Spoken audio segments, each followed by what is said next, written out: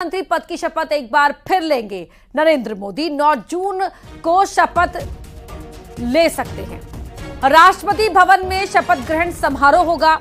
कल सुबह बीजेपी और एनडीए की संसदीय दल की बैठक होनी है। नरेंद्र मोदी को इसमें नेता चुना जाना है।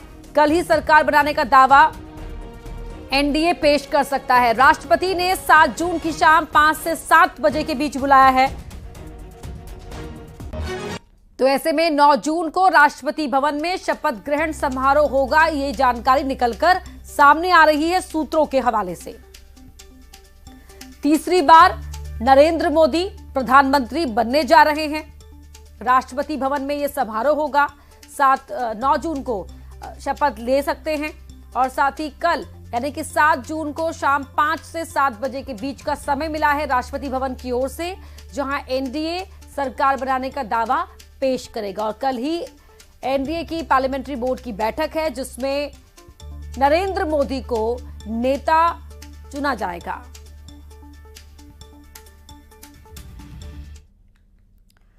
वहीं इस बैठक में शामिल होने के लिए मुख्यमंत्री डॉक्टर मोहन यादव भी दिल्ली पहुंच चुके हैं। सीएम ने कहा कि मोदी जी की सरकार दुनिया में भारत की साख को और मजबूत करेगी।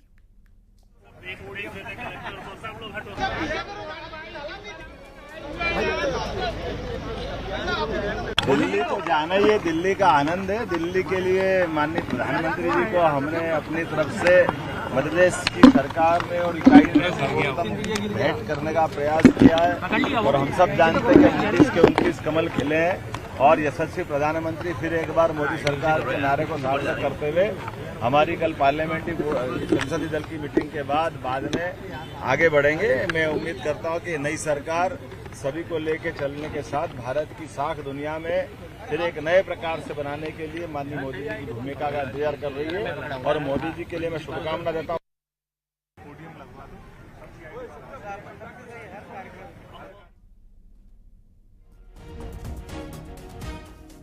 मुख्यमंत्री मोहन यादव मेरे साथ हैं। सर, पहले तो आपको बहुत बहुत बधाई।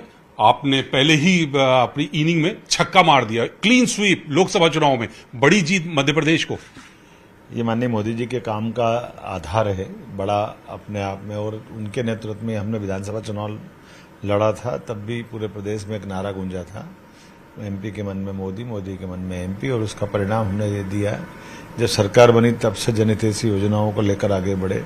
माननीय मोदी जी के माध्यम से हमारी 2 नदी जोड़ो बड़ी परियोजनाओं का बड़ा लाभ मिला है। नीचे विधायकों के लिए हमने उनके बड़े पैमाने पर रुके हुए काम कराए और सांसदों को भी विश्वास में लेकर उनके कामों की लिस्ट लेकर उस दिशा में भी आगे बढ़े। कार्यकर्ता, सरकार, संगठन सबने मिलकर एकजुटता के साथ चुनाव लड़ा और माननीय मोदी जी का नाम पर्याप्त था।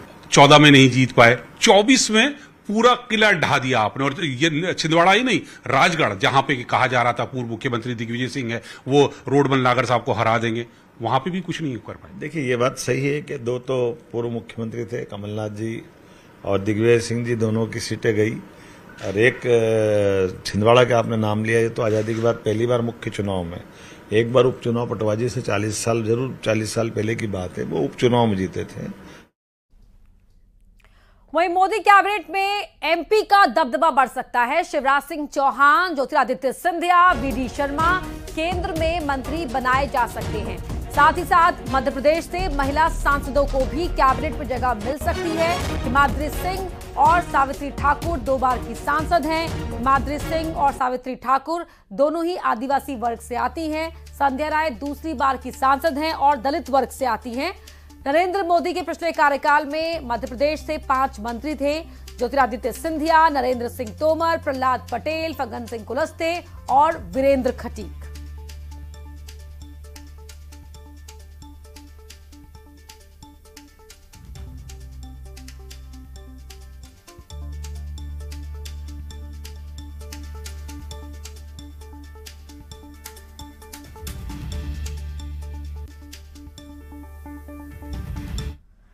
मध्य प्रदेश में शिवराज सिंह चौहान की तारीफ करने को लेकर कांग्रेस और बीजेपी आमने सामने हैं, जहां बीजेपी के प्रवक्ता का कहना है कि कांग्रेस नेताओं को बीजेपी के दूसरे नेताओं की भी तारीफ करनी चाहिए। तो कांग्रेस का कहना है कि शिवराज सिंह चौहान ओबीसी वर्ग से आते हैं। 4 बार के मुख्यमंत्री रहे हैं, तो ऐसे में उन्हें प्रधानमंत्री बनना चाहिए।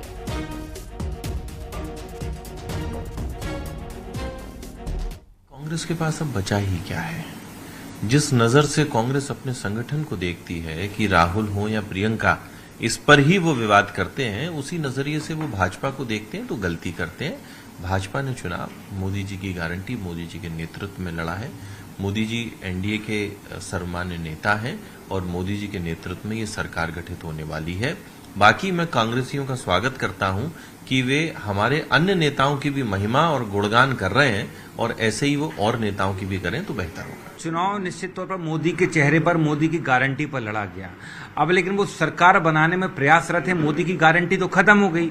अब चंद्रबाबू नायडू, नीतीश कुमार की गारंटी पर वो सरकार बनाने का प्रयास कर रहे हैं, तो फिर इसमें मोदी पीएम बिल्कुल नहीं हो सकते। हम तो मांग करते हैं कि मोदी जी को प्रधानमंत्री पद स्वीकार करना भी नहीं चाहिए, क्योंकि जिस तरह से उन्होंने अपना ऑरा बनाया है वो खुद ही अपना कद घटाएंगे। जहां तक शिवराज जी की बात है, मध्य प्रदेश के नाते हम स्वागत करेंगे अगर शिवराज जी यहाँ 4 बार मुख्यमंत्री रहे, लगभग 17 साल मुख्यमंत्री रहे, अगर वो प्रधानमंत्री बनते तो हम स्वागत करते हैं, भले किसी भी दल के हों। और सबसे बड़ी बात, मोदी जी बड़ी मुश्किल से संघर्ष करके 1.5 लाख से जीते हैं, जबकि उनको 10 लाख से जीतने का। लोकसभा चुनाव में विपरीत परिणामों के बाद कांग्रेस पे अब सर्जरी का दौर शुरू हो गया है। सबसे पहले यूथ कांग्रेस विधानसभा अध्यक्ष और इकाइयों को भंग किया गया। यूथ कांग्रेस के अध्यक्ष मितेंद्र सिंह ने कहा है कि जो काम नहीं करेगा उसके लिए पार्टी में कोई जगह नहीं है। जिन विधानसभा अध्यक्षों ने काम किया है उन्हें फिर से मौका दिया जाएगा। पार्टी ने यूथ कांग्रेस की 10 जून को बड़ी बैठक बुलाई है, जिसमें कांग्रेस के प्रदेश अध्यक्ष जीतू पटवारी, नेता प्रतिपक्ष उमंग सिंघार, यूथ कांग्रेस के प्रदेश प्रभारी शेष नारायण ओझा, मितेंद्र सिंह समेत प्रदेश के सभी पदाधिकारी शामिल होंगे। बैठक में पदाधिकारियों को लोकसभा चुनाव के दौरान किए गए काम के पूरे ब्यौरे और रिपोर्ट के साथ बुलाया गया है। साथ ही सभी पदाधिकारियों को बैठक में मौजूद रहने की सख्त हिदायत दी गई है। बैठक भोपाल प्रदेश कांग्रेस के दफ्तर में होगी। सभा अध्यक्षों की कार्यकारिणी को भंग कर दिया गया है।